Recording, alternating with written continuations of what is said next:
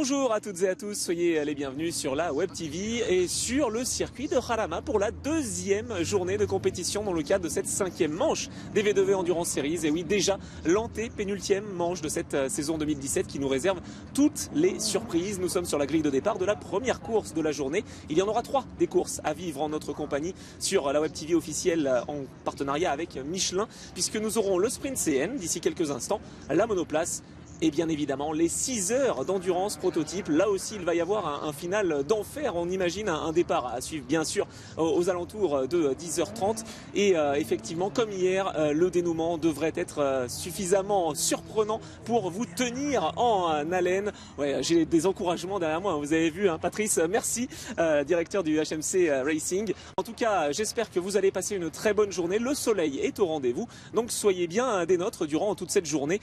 Mettez le live en place et puis vivez donc une très bonne course. On va remonter la grille de départ de ce sprint CN et on va donc essayer de vous présenter le poleman avec le numéro 20 Nicolas Canard. Il a remporté hier les 2 courses et cette fois-ci va-t-il pouvoir faire la même chose pour la 3e course? Et bien c'est ce qu'on va voir d'ici quelques minutes. Il part en pole position aux côtés de son équipier de l'équipe HMC Racing, c'est Cyril Barbet. Cyril Barbet qui hier a été bien parti et a finalement été dépossédé de la première victoire de sa carrière, car il y a eu un drapeau rouge qui finalement a annulé cette victoire. On a pris le chrono et les timings le tour précédent. Malheureusement il avait pris la tête le tour-ci, donc forcément ça n'a pas bien fonctionné. Et puis derrière eux, eh bien, Guillaume Vera qui nous fait un très bon week-end, Guillaume, avec un podium notamment en course numéro 2, donc vraiment très à son aise avec l'équipe AGR Bleu Mercure, cette voiture numéro 99 qu'il faudra suivre. Et les AGR Bleu Mercure, elles sont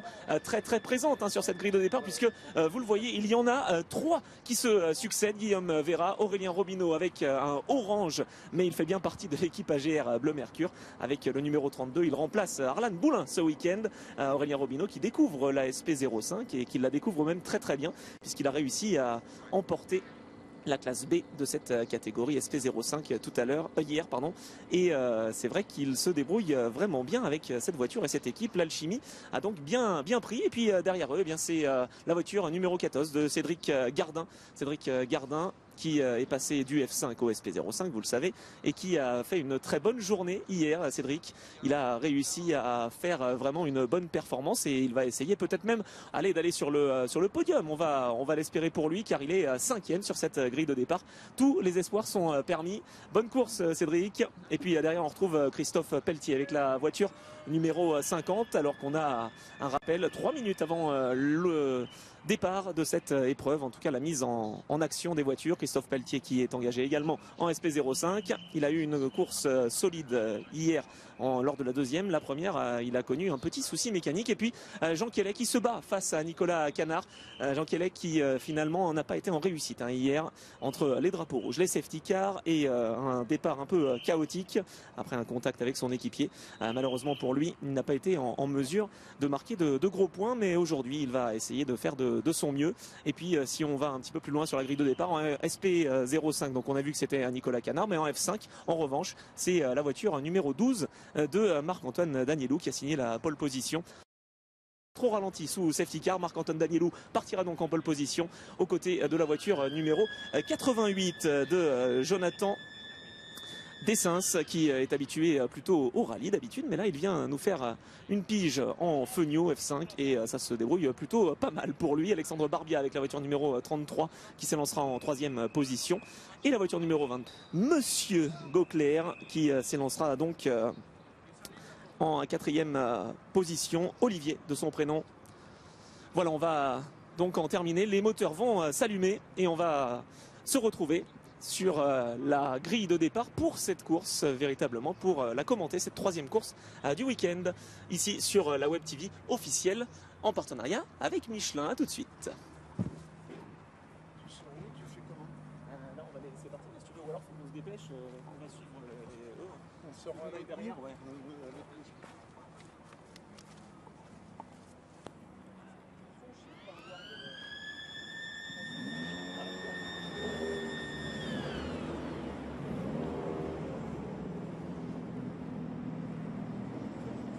Il part dernier. Ah ouais, c'est hier parce que tu sais, sur cette petite carte, il ralentissait.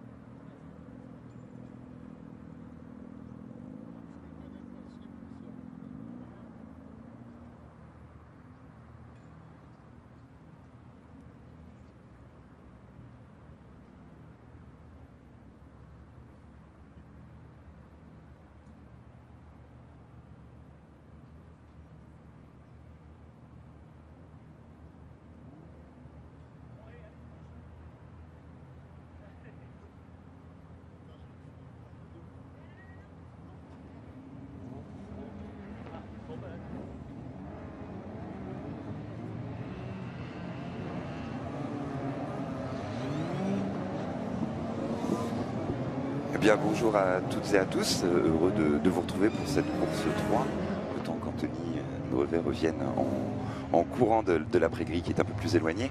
C'est le départ du Tour de Chauffe pour cette troisième course du challenge. Alors, beaucoup de choses ont évolué, ont changé, surtout pour Dekelnar. Souvenez-vous, hier, il a eu un gros accident au départ.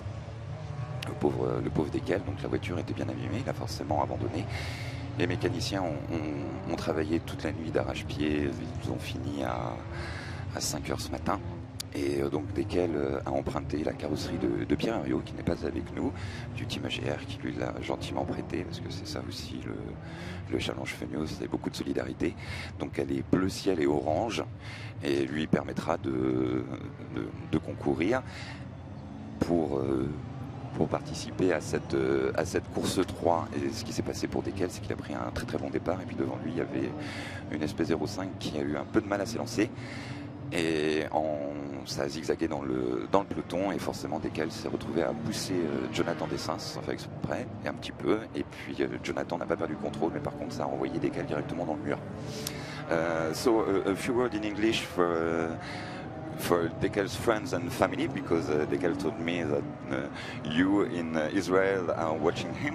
So Dekel is fine, he's okay. What happened to him? He made an amazing start. It was very, very fast. In front of him, an SP05 made a very, very bad start. So at the beginning of the race, he followed another F5 as the number 88, Jonathan Dessins, and he pushed him, unfortunately. So it wasn't a problem for Jonathan, but Dekel put it in the right guard just at the start, and he has to be DNF for race 2. All the Lambo racing cars mechanics made an amazing job, because I saw them this morning at 2 a.m. and they finished to repair the car at 5 a.m. There was a problem with the body panel, impossible to fix it on time. So Bichot Dekel has another body panel. It's blue, light blue and orange. You will see him, but he's got the same number. And it's like if you remember, the 24 Hours of Le Mans in the Ford GT40s in the 60s. It's the Gulf 1. So. Voilà, donc Anthony vient de me rejoindre. Bonjour Anthony. Bonjour Alexandre. Un sacré sprint. Voilà, je me suis permis de venir justement pas de souci, pour expliquer tout le monde et pour donner des détails pour Dekel, parce qu'il est vrai que les gens venaient. Bien sûr, voilà, pour demander ce qui se passait. En tout cas, pour cette troisième et dernière course du week-end, c'est bel et bien, donc on l'a dit, Nicolas Canard qui partira en pole position. Pourrait-il faire le hat-trick? En tout cas, c'est ce qu'il va rechercher. Pour l'instant, avantage à la formation HMC Racing. Patrice Houillet était tout sourire sur la grille de départ, on peut le comprendre. En revanche, chez AGR Le Mercure, il faudra pour Jean Kellet encore une fois se cracher dans les gants, j'allais dire, pour remonter et surtout avoir plus de réussite, car hier ça a été un peu compliqué pour Jean Kellet, et cette deuxième course qui a été neutralisée à plusieurs reprises et qui ensuite a été conclue sous régime de drapeau rouge ne lui a pas fait du bien effectivement, et j'imagine qu'il est remonté ce matin. Ah bah complètement, le couteau entre les dents, et puis aussi en F5 pour Renaud Manacconi, surtout parce qu'il y a eu un souci. Parce qu'il a été pénalisé de 30 secondes pour avoir trop ralenti sous régime de safety car. On l'avait bien vu, qu'il avait ralenti fortement le peloton, et certains se sont même arrêtés. On m'a expliqué, j'ai parlé avec quelques pilotes, mais j'étais au point mort et j'étais dans la descente, j'étais pied sur le frein, on était arrêtés sur la piste, et ça sous procédure safety car, bien sûr, les officiels de la FFSA ne le tolèrent pas. C'est sûr, donc c'était un peu compliqué. Donc Renault, du coup, vraiment pénalisé, en plus même retrait de la course 2, complètement, pour cet ensemble de choses. Donc et puis un tour supplémentaire sous drapeau rouge, c'est une erreur, il l'a reconnu, il a dit j'ai fait une bêtise, je l'assume, il a même d'ailleurs publié sur les réseaux sociaux, sur sa page. La pénalité est grande, il part dernier. Oui, puisque cette grille de départ est faite en fonction de la moyenne des résultats des courses 1 et 2. Exactement, voilà. Donc, puisque la course 1, c'est forcément le résultat des qualifications, la course 2, c'est le résultat de la course 1, et la course 3, c'est l'ensemble après. Bon, et c'est ce qui explique donc que Nicolas Canard part en pole position aux côtés de Cyril Barbet. Va-t-on voir une victoire de Cyril Barbet pour la première fois de sa carrière? Les feux sont allumés et à l'extinction de ceux-ci, ça va partir. Mais non, il part très très mal, Cyril Barbet, avec la voiture numéro 25. En revanche, un excellent départ de Nicolas Canard. Il faudra maintenant tenir pour Nicolas devant Aurélien Robineau, qui est auteur d'un excellent départ lui aussi. Très très belle envol de la part d'Aurélien Robineau. Ah oui, complètement. Surtout Aurélien qui revient sa première course et même qui profite, bon, il n'a rien à gagner, il laissera sans doute ses équipiers jouer le championnat, et puis aussi de Christophe Pelletier sur la Orange et Noir, la numéro 50. Oui, quatrième. Qui là prend beaucoup de plaisir, il a eu beaucoup de soucis, maintenant tout est réglé, la voiture roule, c'est le principal. Alors en revanche, Jean Quélé n'a pas pris un excellent départ, j'ai l'impression, il est bloqué derrière Renaud Malinconi, si je ne dis pas de bêtises, car Cédric Gardin, lui, se retrouve derrière Christophe Pelletier, donc ce n'est pas la voiture numéro 11. Oh, Jean Quélé. Non, c'est pas possible. Que s'est-il passé pour Jean Quélé? Mais alors, un week-end à oublier complètement, là, du début à la fin, ça aurait été un week-end catastrophe. Qu'est-ce qui explique, Alexandre, que certains week-ends tout se passe bien et là, ici à Jarama, franchement, tout va dans le désordre? C'est le sport auto, là, des fois la totalité, tous les astres sont dans ne sont pas alignés, j'allais dire. Sont alignés, voilà, chercher le mot, merci Anthony. Et puis des fois, il n'y a pas grand chose, il faut de la réussite, il faut de la chance, il faut du talent aussi. Ça, la plupart de ceux qui sont là l'ont aussi. Mais il faut un ensemble de choses. Des fois, quand ça veut pas, ça veut pas. C'était pas le week-end où il fallait ne rien avoir. Non, parce qu'on rappelle que le coefficient est bien 1,5, c'est ça, pour les pilotes sprint CN. Et donc Nicolas Canard va faire le plein de points, et par rapport à Jean Quélé. Que s'est-il passé pour Jean? C'est vrai qu'on a tendance à ne pas forcément comprendre. Est-ce qu'il s'est fait piéger au départ? Est-ce qu'il a eu un problème mécanique? Ça, c'est lui qui nous le dira. J'ai l'impression qu'il a eu un problème mécanique. C'est pure puissance moteur, rapidement après le départ. Ouais, on voit bien qu'au départ, il devait avoir un problème, il avait du mal à prendre vraiment de la vitesse. On va essayer de revoir une fois que bien sûr on aura bouclé le premier tour, enfin le deuxième tour à Canard, donc qui est bien installé en tête. On l'a à l'image, la voiture numéro 20, la SP05 devant Aurélien Robineau, très belle performance, troisième devant Christophe Pelletier et Cédric Gardin, donc en 5e position. Je disais sur la grille de départ qu'il espérait un podium.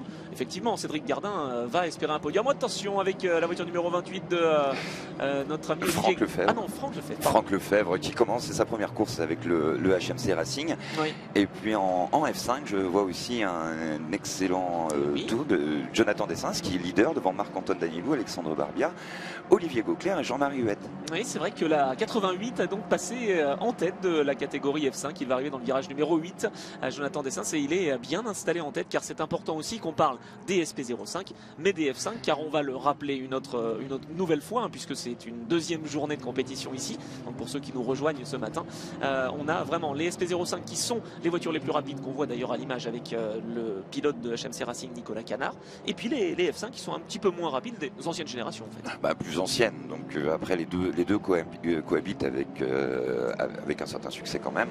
Ça se passe relativement bien. Il est vrai que les F5 ont des avantages, c'est qu'elles partent très très rapidement au départ, elles s'élancent beaucoup plus facilement qu'une SP, mais une SP par contre a beaucoup plus de vitesse de pointe, de chevaux, et un peu moins, l'aéro est plus étudié. Alors que derrière, c'est vrai qu'entre Aurélien Robineau et Guillaume Vérin, les deux équipiers d'AGR Bleu Mercure, ça s'attaque un peu. Aurélien qui facilite un peu la manœuvre de Guillaume. Aurélien qui a beaucoup d'expérience. Et oui, en plus, surtout en F5. Voilà. Et en karting, et puis en F5, il avait fait une brillante saison. Là, il est là pour un meeting normalement, donc il veut surtout prendre du plaisir et s'amuser et ne pas gêner en fait les pilotes qui font le championnat et qui jouent des places, ce qui est très intelligent de sa part. On ne pourra que le souligner de toute façon. Et puis c'est comme ça qu'on va pouvoir le rappeler. On va lui dire tiens, t'es un consultant. Non, ça c'est Alexandre, le consultant, un remplaçant de luxe, Aurélien, et donc c'est vrai qu'il peut intéresser aussi d'autres formations si des fois ils ont des pilotes qui ne sont pas disponibles.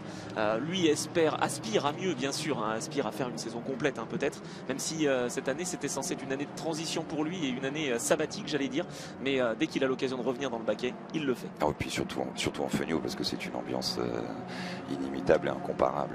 donc ça fait aussi le charme de ces courses relevées, parce qu'il y a du niveau, ça roule fort, hein, ça roule très fort. Il y a beaucoup de pilotes qui viennent. Frédéric Faucher, qui malheureusement n'a pas pu le week-end, parce qu'ils ont trouvé un souci sur sa voiture. Frédéric Faucher qui revient de la midjet, bon, on en parlait beaucoup, il y a quand même un sacré niveau aussi en Fenio, ça roule fort, ça roule relativement propre, hein. C'est sûr, très souvent il n'y a pas de coup de roue dans la ligne droite, il n'y a pas de choses qui peuvent arriver dans d'autres catégories monotypes. Par contre, il y a beaucoup de spectacles et c'est vrai qu'on a des affrontements très régulièrement là entre les différentes catégories et puis les différents pilotes dans chaque catégorie.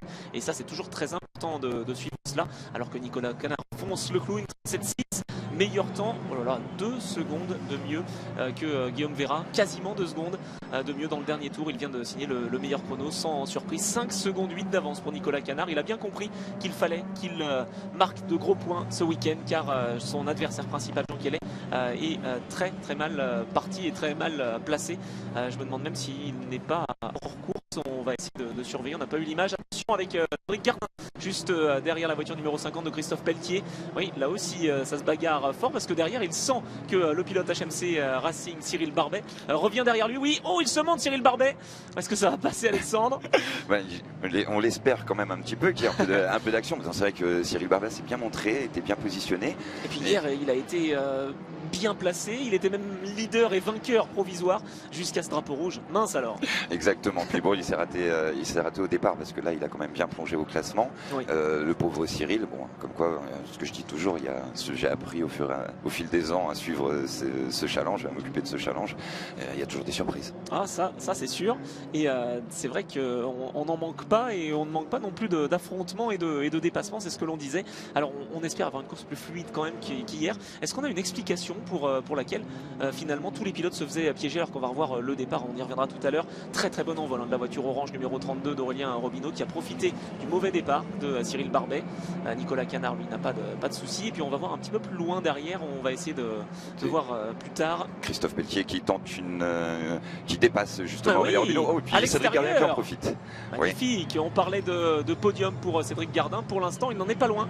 Il est à 4e de cette épreuve derrière Christophe Pelletier et désormais devant Aurélien Robineau. Mais là encore une fois, Aurélien ne cherche pas non plus à gêner les concurrents qui font la saison complète, et ça c'est tout à son honneur. Jean Kellet, on le voit 28e à 48 secondes, c'est très très très mal parti. Il ne marquera certainement pas de points dans cette épreuve et il va avoir un résultat blanc. Cédric Gardin à l'intérieur. Et ben voilà, ça c'est passé. C'est passé. On disait qu'il pouvait monter sur le podium, il nous le prouve. Exactement. Et puis une belle bataille avec Christophe Pelletier, parce que Christophe, qui a vraiment eu un début de saison très très compliqué, là je suis très content pour lui. Si en plus il est pas loin du podium, lui il est heureux. Il est dans la catégorie B. On va voir le dépassement de Cédric Gardin, préparation du dépassement de Cédric Gardin sur Christophe Pelletier. Christophe qui a dû avoir un peu de mal à la relance. Ouais, Cédric qui s'est bien élancé justement. Voilà. Et qui a profité justement de prendre l'intérieur tout de suite. Il creuse déjà un petit peu l'écart. Et est-ce qu'il profite à Cyril Barbet? Est-ce que Christophe garde sa performance, que la voiture fonctionne jusqu'au bout? Parce que le pauvre, oui, il a eu un gros problème en début de saison. Et il mérite absolument la place où il est. C'est quelqu'un qui a quand même gagné le trophée RCZ en 2015. Oui. Donc le Spider THP, pardon. Ce qui est presque la même chose, la carrosserie est un peu différente. Donc c'est quand même le niveau, on présente le niveau quand même du jeune homme. Hein. Une année il était dedans, et puis la deuxième année il gagne. Voilà, finalement, c'est vrai qu'une année pour apprendre, une année pour gagner, hein, c'est ce qu'on dit généralement. La devise de la filière Elf, à l'époque, à la grande époque de la filière Elf, de Renault d'ailleurs, Renault Malinconi donne à chaque fois justement pour venir.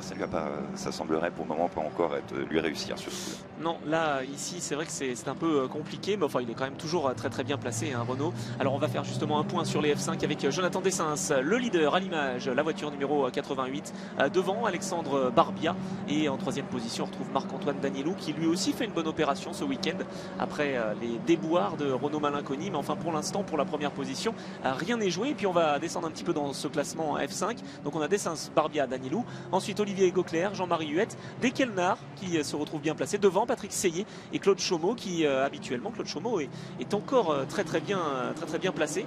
Là ça dépend des circuits en fait pour Claude qui devance ici sur cette piste maintenant Renaud Malinconi. Il a des petits Claude, j'en ai discuté avec lui sur l'après-grille, il a des petits il a connu des soucis, des pertes de puissance en fait. Donc pour lui c'est forcément un peu plus compliqué. Ça se maintient quand même, il maintient quand même un certain niveau de performance sur sa voiture, mais c'est vrai que tout le week-end a été compliqué. Il y a un souci au niveau du moteur, puis le sport automobile, quand on n'a pas de moteur, c'est plus compliqué. C'est plus compliqué. Voiture à pédale, on n'a pas forcément vu des compétitions extrêmes. Mais Claude est toujours en piste, de toute façon, sinon il m'a dit je me serais arrêté. Si vraiment j'ai trop de soucis, je m'arrête. Donc, mais là, s'il est en piste, c'est que ça commence à fonctionner. Bon, tant mieux. Very rapidly, briefly, in English, to sum up what happened from the start of the race. So Nicolas Canard is the leader in the SP05 in the number 20 car, 1:36.6 in the last lap, the fastest lap of the race. He leads ahead of Guillaume Vera in the 99 and Cédric Gardin the 14. In the F5 category, Jonathan Dessens leads with the 88 at the screen ahead of Alexandre Barbia and Marc-Antoine Danielou. Olivier Gauclair is in 4th place ahead of Jean-Marie Huette and Dekelnar 18th overall is very well placed in the F5 category ahead of Patrick Seillet, Claude Chaumeau and Renaud Malinconi, who started very well this race, and Jean Kelly has been very unlucky and unfortunate this weekend overall because it was a hard day yesterday and today he had some problems at the start, so that's a day to forget for Jean Kelly. Attention avec la bagarre en F5 qui continue, 8 minutes 45 de l'arrivée. On a un affrontement serré entre Jonathan Dessens et Alexandre Barbia qui est toujours un pilote très rapide, le pilote fun driver, et il ne devrait pas se laisser piégé par l'expérience de Jonathan Dessens, plus expérimenté en rallye quand même, mais il vient ici avec beaucoup de succès. Ah oui, certainement, mais on voit surtout que Alexandre commence un peu à s'énerver, les pneus s'allument, la voiture bouge beaucoup, c'est un peu moins propre en fait. Donc il faut absolument qu'Alexandre garde la tête froide aussi, parce que Jonathan devant, lui, est beaucoup plus posé et il n'a pas l'air de subir la pression qu'Alexandre lui met, parce qu'Alexandre lui met une grosse pression et Marc-Antoine reste un peu en retrait, il peut se permettre de gérer, alors que pour Frédéric Lachenal, effectivement, au freinage, petite erreur, petite perte de la voiture. On va dire à Alexandre de mieux le coacher, je vois coaching Alexandre Barbia. Oui, vient de commencer. Ils se sont remis un peu ensemble, mais c'est vrai que non, Alexandre. C'est un petit clin d'œil. Voilà, exactement.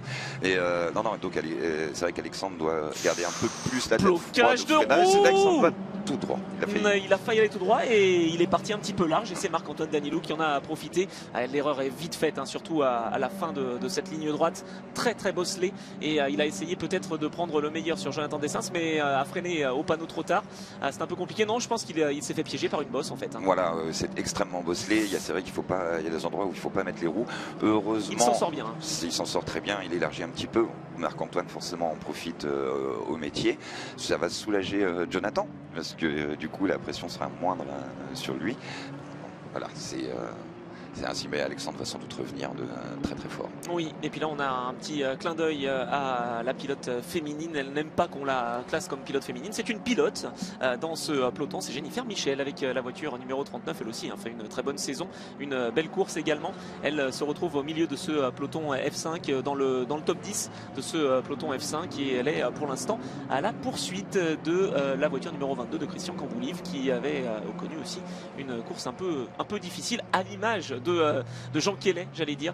Jean Kelly qui donc a eu un petit problème au départ. On va peut-être revoir ce qui s'est passé pour Jean. Je ne crois pas qu'il soit parti à la faute, Jean Kelly. Il se retrouve désormais bien loin avec sa voiture numéro 11. Il est même dans les stands et ça va être l'abandon pour Jean Kelly. Il n'avait plus rien à gagner, Alexandre. Là, ça semble être très compliqué pour Jean. Après, V2V Sport, les équipes de V2V Sport vont refaire leurs calculs pour savoir justement si on est placé. On attend avec impatience au championnat et surtout le décompte des 2 plus mauvais résultats. Je voulais juste revenir sur Jennifer, parce que c'est quand même important. Jennifer a fait quand même deux très belles courses, jamais loin du podium, et le podium, il est devant, elle est toujours 4, 5, il y a un petit déclic, et la pauvre, elle mérite, ce serait son premier podium en F5, ça va finir par arriver, sans doute à Manicourt à la dernière, parce qu'à Manicourt, il va y avoir plein de surprises. Oui, il faut vraiment y croire, effectivement. Elle est 4e du classement général provisoire en F5, Jennifer, avec 248 points et demi. Derrière le trio infernal, Danielou, Malinconi, Barbia et Dekelnar, qui est juste derrière, alors qu'on voit un petit ralenti.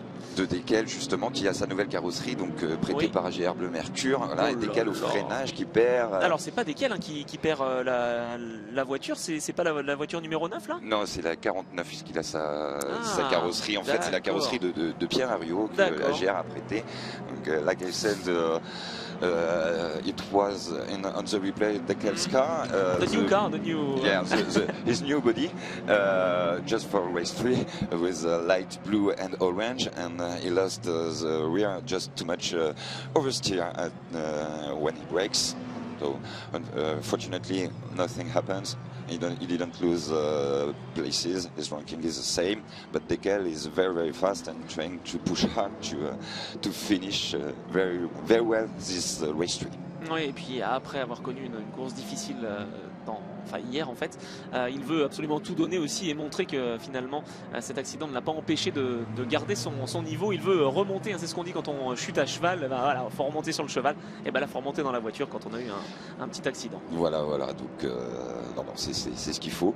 Permettrait aussi, on voit aussi que vous commentez sur les réseaux sociaux, vous partagez, c'est très aimable à vous. On a vu vos commentaires. Ouais, Dom, Rolteo, Michel, Jean-Luc, effectivement, qui sont bien là, David, Antoine aussi. Voilà, Rolteo qui était à Dijon et qui a pris beaucoup de photos que l'on voit, qui suit avec assiduité les évolutions de tous les pilotes du challenge V2V. Pas forcément que Sprint CN là, donc non, c'est toujours sympa. Il y a une communauté de fans qui est très importante, et sans eux c'est vrai que ça n'existerait pas, et ça, si on arrive à vous faire suivre avec les équipes de Motorsport TV, Vidélio, la maîtrise d'Anthony aux commentaires. La maîtrise, je sais pas si c'est la maîtrise, mais enfin en tout cas on essaye de faire vivre au mieux cette épreuve, et c'est vrai de présenter un peu les choses aussi et comprendre pourquoi telle ou telle voiture fonctionne bien, pourquoi telle équipe a tel ou tel pilote. Nicolas Canard par exemple cette année revient en challenge Sprint CN, et il a bien fait de revenir, j'allais dire, car vraiment ces couleurs blanches et vertes on les voit beaucoup depuis le début de cette saison. Exactement.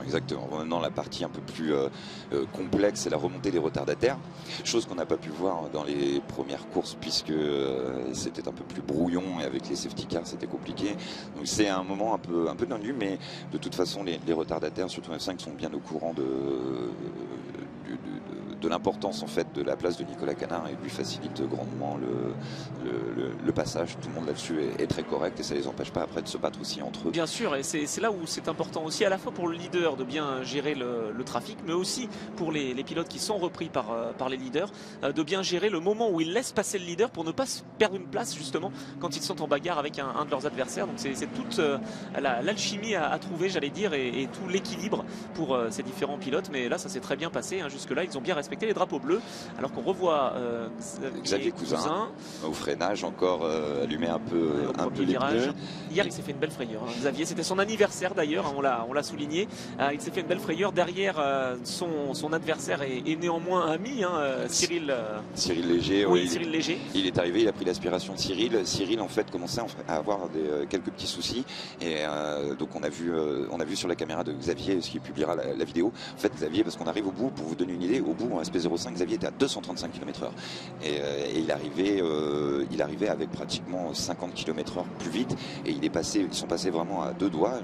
Xavier a eu un excellent réflexe, et du coup il a freiné demi-seconde trop tard, et c'était fini. La piste étant tellement bosselée et tellement sale, et puis il a freiné à l'intérieur, il a perdu la voiture à l'intérieur, voilà. Et c'était une erreur. Il s'est fait surprendre. Oui, disons qu'il s'est fait surprendre par le freinage un peu plus tôt que Cyril Léger, un peu plus tôt que d'habitude de Cyril Léger. Mais bon, voilà, ça arrive. En tout cas, il a eu des bons réflexes. Il a les réflexes du karting, hein, donc ça ne s'oublie pas. Voilà. Une grande école. Une grande école, on dira toujours ce qu'on voudra. C'est l'école qui apprend à vivre en peloton, en fait, hein, et à se sortir des pelotons.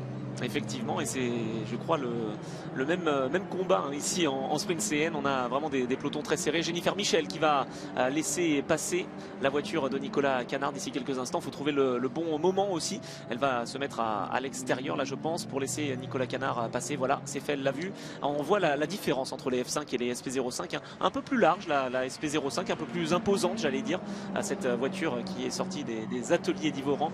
Et elle est tout à fait efficace. On le voit bien avec doté de moteurs Peugeot turbo, hein, c'est bien ça. Ouais, exactement, le 1,6 litre turbo du RCZ, alors que Nicolas Canard du coup va franchir l'entame du dernier tour. Eh oui, déjà. Il aurait peut-être pu lâcher un peu. Non, il veut faire un tour de plus, hein, parce que s'il avait lâché un petit peu, il a quoi? Il a un peu plus de 15 secondes d'avance. Ouais, ça serait peut-être pas passé. Ça aurait été limite. Et puis après, faut pas trop dans ce cas-là. En fait, c'est compliqué parce que on se dit on a course gagnée. Hein, regarde les rétros, on voit que il y a de l'avance. Mais il faut pas non plus rentrer dans ce qu'on appelle le faux rythme, qui favoriserait une certaine erreur. En fait. Donc il est pas, c'est difficile. Non, il reste concentré dans sa course et pour l'instant il est bien placé. Bien sûr, avec 18 secondes 4 d'avance sur Cédric Gardin et Guillaume Vera, les deux pilotes d'AGR Bleu Mercure derrière le concurrent engagé par HMC Racing. Donc on a vraiment les deux formations, on va dire, phares de cette catégorie SP05 qui sont bien placées. HMC Racing pour Nicolas Canard, AGR Bleu Mercure pardon, pour Cédric Gardin et Guillaume Vera. On a vraiment un plateau et un podium pour l'instant bien installé depuis quelques tours. Cyril Barbet est au pied de ce podium devant Christophe Pelletier, leader quand même de la catégorie B, qui doit voir revenir derrière lui Eric Tessier. Oui, attention avec Eric Tessier sur la voiture 44 qui n'hésite pas à essayer de dépasser Christophe Pelletier, les deux voitures oranges qui ne sont pas de la même équipe. Exactement. Donc puis bon, son pilote Eric aussi a une très grande expérience. Il roule beaucoup en karting, il continue d'ailleurs à rouler. Il a fait beaucoup de disciplines et la grande habitude. Ces deux-là savent ce qu'ils font en fait. Et puis ils sont très heureux, surtout qu'Eric en fait avait un week-end qui était très compliqué.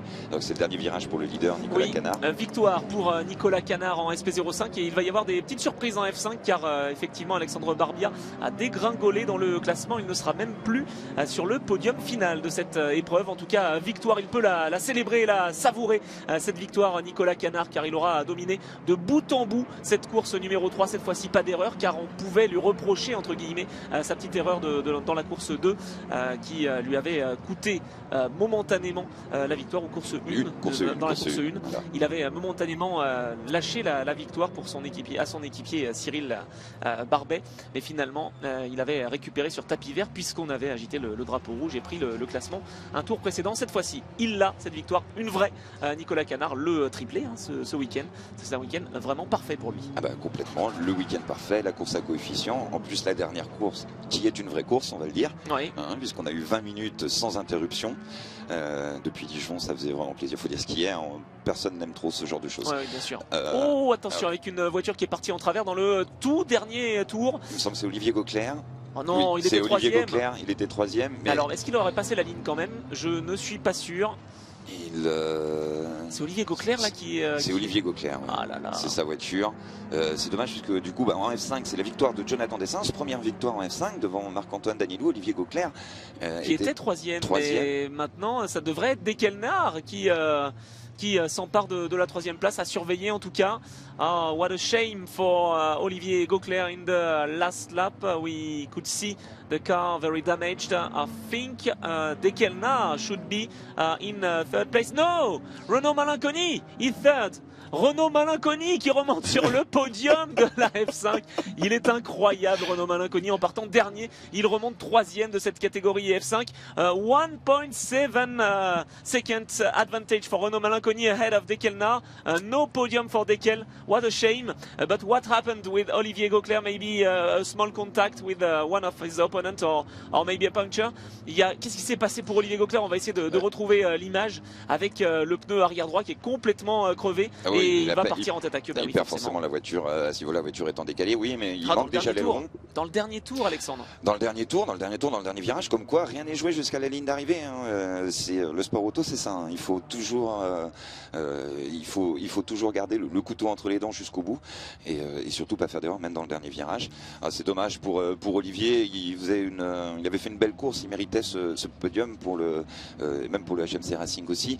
Ça aurait fait trois marques différentes, 3 équipes différentes sur le podium, et c'est encore le cas puisqu'on a l'AGR Rouge Mercure, Défi Auto Solidaire en peloton, et puis le team Total Cloud qui termine donc 3e en partenariat avec Lamo Racing Car, on le sait bien, pour Renault Malinconi. Donc voilà le trio de F5, et ben jusqu'au bout ça aurait été disputé. Il s'est fait piéger en fait au même virage que Sébastien Génigro, j'ai l'impression, Olivier Gauclair, dans le virage en remontée, le virage numéro 4 je crois de ce circuit de avant la Radama. courbe Dunlop, 5 avant la courbe Dunlop, effectivement. C'est compliqué parce qu'en fait on arrive, il y a une courbe à gauche qui se passe à fond. Et quand on arrive, on peut mordre un petit peu. Et là, on voit bien sur le vibreur, on est direct sur l'herbe et un peu de gravier. On perd la voiture tout de suite. Et bah forcément, en fait, elle va aller chercher. On voit bien d'ailleurs les traces de pneus qui emmènent vers la rangée de pneus blancs, en fait. Ouais, mais là, il faut qu'il coupe la ligne. J'ai l'impression, Olivier Gauclair, car il n'a pas encore coupé la ligne. Non, s'il rentre au stand, il va être à un tour. Bon, il rentre au stand. Il n'aura pas vu le drapeau à damier. Oui, là, de toute façon, c'était fini. Il pouvait pas faire un tour. Il coupera la ligne d'arrivée parmi la voie des stands. Oui. Allez, bien effectivement, on va se diriger vers le podium, Alexandre, pour avoir les 3 vainqueurs de la catégorie SP05 et F5. Et F5 et donc, merci beaucoup de nous avoir suivis. Bravo à tous, Sabine, Cédric, Philippe, on n'a pas pu le faire. Revenez en Manicourt, parce qu'à Manicourt, il va y avoir de très très grosses surprises. Il va y avoir surtout l'arrivée de pas mal de SP05 en plus et de pilotes qui transfugent de F5 là en SP. Enfin, après, il va y avoir plein de ça surprises. va être vraiment génial. Il va falloir suivre ça et c'est parfait. Peu que vous le conseillez. Donc j'espère avec un immense plaisir vous retrouver effectivement. Ça, il n'y a pas de souci, on va se retrouver à Manicourt. Merci Alexandre, et puis donc on va suivre les meilleurs moments de cette épreuve ici donc à Radama avec le vainqueur à l'image et la joie pour Nicolas Canard que l'on retrouve sur le podium. À tout de suite. Bravo Nico. Super, hein. Bravo. Nickel.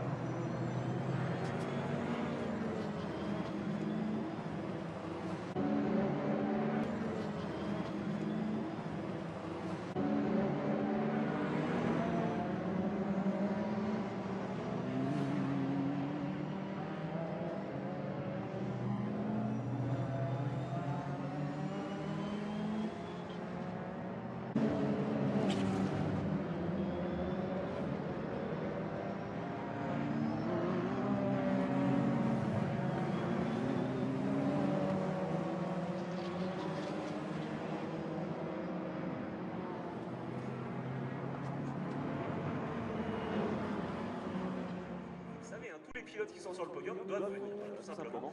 Classe B aussi pour les F5 et les SP05. Donc on attend Jonathan Dessens, on attend Marc-Antoine Danielou, on attend Renaud Malinconi, Nicolas Canarella, Cédric Gardin aussi, Guillaume Vera, donc je ne l'ai pas vu, il doit être par là. On attend aussi Jean-Marie Huet, Patrick Seyé, Olivier Auchet, Christophe Pelletier, Aurélien Robineau et Philippe Bonnel. Voilà, au pas de course, oh là, mais ils arrivent. On ne leur laisse pas une seconde de répit, hein, Robert. Hein. Ah, on a un timing à respecter. Hein, là, il faut y aller, sinon on va rater le départ. Messieurs, on va commencer par le podium SP05, peut-être avec le classement général.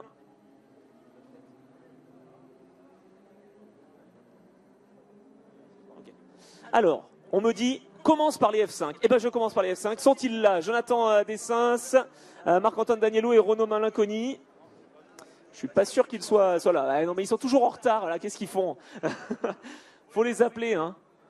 Bon, on va commencer par le podium SP05. Robert, si tu veux bien. Ils sont là. Ils sont bien présents. Ils ont effectué une très belle course, un très bel affrontement. Le troisième de cette course SP05, Guillaume Vera sur le podium. Bravo à lui.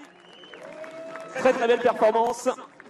Il se sera bien battu et il a dû à un moment laisser son équipier passer. Il s'agit de Cédric Gardin, deuxième Cédric Gardin, bravo!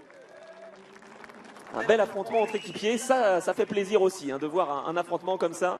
Et effectivement, on a donc deux pilotes de la GR Bleu Mercure qui entourent donc le grand vainqueur pilote HMC Racing, Nicolas Canard.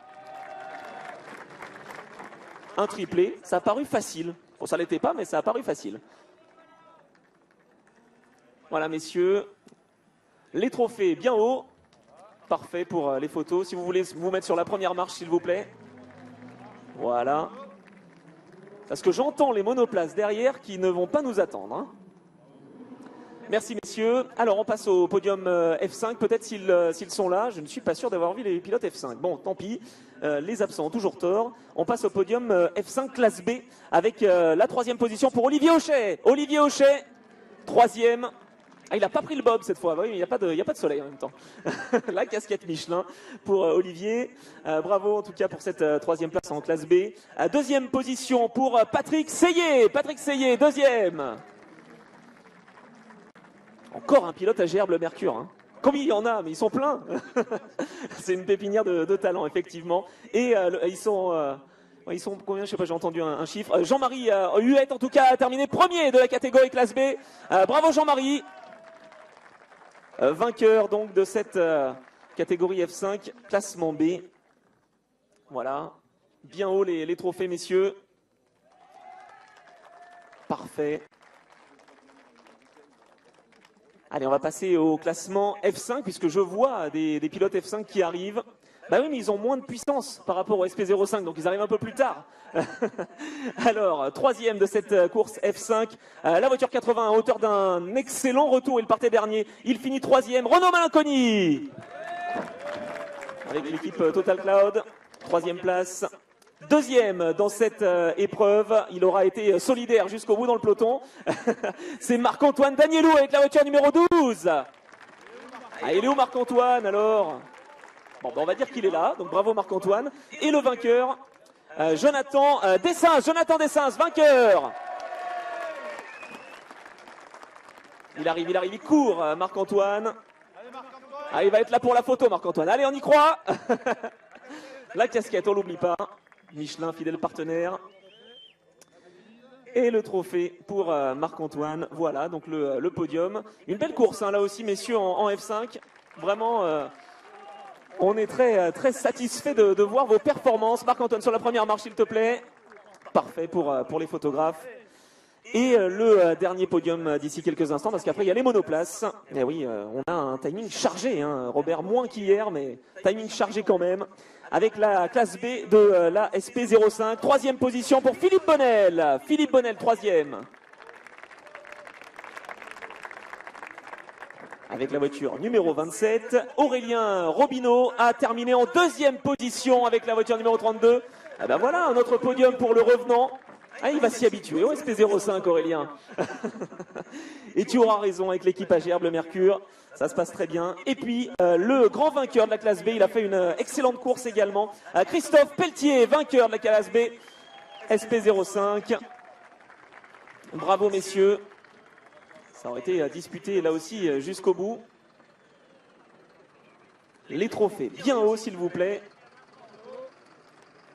Ah oui, ça fait des beaux souvenirs. Hein. Et sur la première marche, donc voilà s'il vous plaît.